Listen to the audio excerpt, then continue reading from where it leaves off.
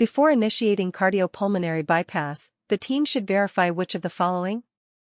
A. The patient's blood oxygen levels are at the baseline. B. The suction lines are not obstructed and are ready to drain blood. C. The temperature of the oxygenator is adjusted to 37 degrees Celsius. D. The CPB machine has been calibrated to ensure appropriate blood flow. Answer: D. The CPB machine has been calibrated to ensure appropriate blood flow. Explanation: proper calibration of the CPB machine ensures that blood flow during bypass is regulated correctly, preventing issues such as hypoperfusion or hyperperfusion. The machine must be tested for accuracy and flow rates before initiating bypass. Which of the following should be checked immediately prior to initiating bypass to minimize the risk of air embolism? A. Ensuring the oxygenator is fully primed with blood. B. Testing the bubble detector for correct calibration. C. Ensuring the arterial cannula is secured. D. Verifying that the heat exchanger is at the correct temperature. Answer: B. Testing the bubble detector for correct calibration. Explanation: the bubble detector is crucial for identifying any air present in the circuit, which could cause an embolism if introduced into the patient's bloodstream. Ensuring that the bubble detector is functioning properly is an essential step in preventing this risk. Which component of the CPB circuit is responsible for controlling the temperature of the blood during bypass? A. The pump oxygenator. B. The venous reservoir. C. The heat exchanger. D. The arterial filter. Answer: C. The heat exchanger. Explanation: the heat exchanger is responsible for regulating the temperature of the blood during CPB. It can either warm or cool the blood before it is returned to the patient, depending on the surgical requirements.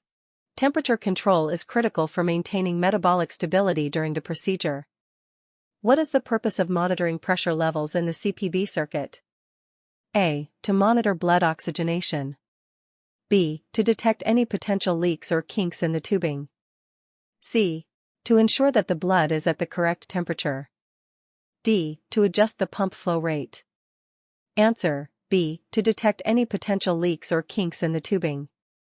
Explanation: monitoring pressure levels in the CPB circuit is essential for detecting any irregularities, such as leaks or blockages, which could compromise the circuit's function.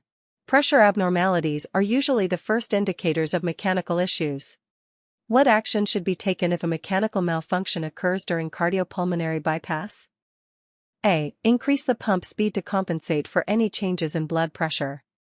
B. Immediately stop the CPB machine and assess the circuit for issues. C. Decrease the flow rate to prevent excessive oxygenation. D. Administer more anticoagulants to stabilize the system. Answer: B. Immediately stop the CPB machine and assess the circuit for issues. Explanation: in the case of a mechanical malfunction, the CPB machine should be stopped immediately, and the circuit should be assessed for any potential issues such as leaks, blockages, or equipment failure. Continuing bypass with a malfunctioning circuit could cause severe complications. What should be verified before the CPB circuit is connected to the patient? A. The circuit is primed with blood and free of air. B. The patient is under full anesthesia. C. The oxygenator has a sufficient supply of oxygen. D. The pump is at its maximum speed setting. Answer: A. The circuit is primed with blood and free of air. Explanation: before connecting the CPB circuit to the patient, it is critical to ensure that the circuit is primed with blood and that all air has been removed. Air embolism can occur if air is present in the circuit and is introduced into the patient's bloodstream, leading to severe complications. What is the primary purpose of the pressure monitoring system during CPB setup? A. To detect oxygen levels in the blood. B. To ensure the CPB machine is primed. C. To monitor the integrity of the venous and arterial lines. D. To adjust the temperature of the blood being circulated. Answer: C. To monitor the integrity of the venous and arterial lines. Explanation: the pressure monitoring system is crucial for detecting any irregularities in the venous and arterial lines, such as leaks or obstructions, which can jeopardize the stability of the CPB system. It helps ensure that the blood flow is maintained at the proper pressures. Which safety feature is most important when using a venous reservoir in the CPB circuit? A. The ability to filter debris from the blood. B. The capacity to remove air bubbles before they reach the oxygenator.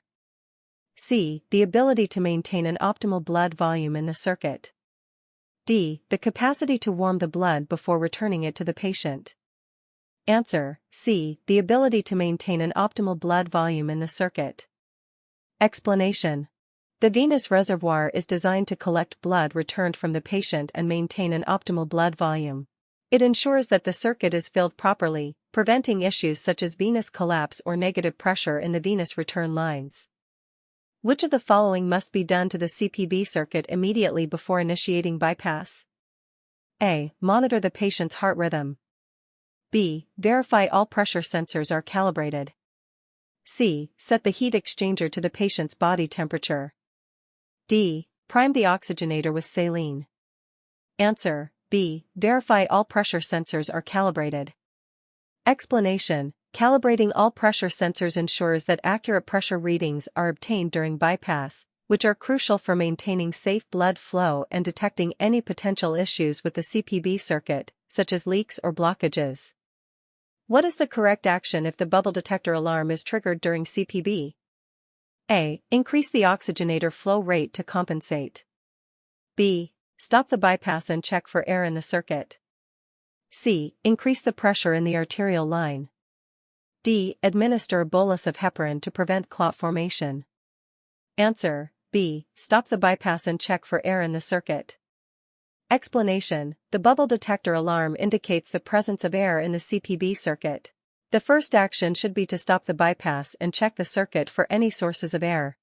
This prevents air from being pumped into the patient, which could lead to an embolism.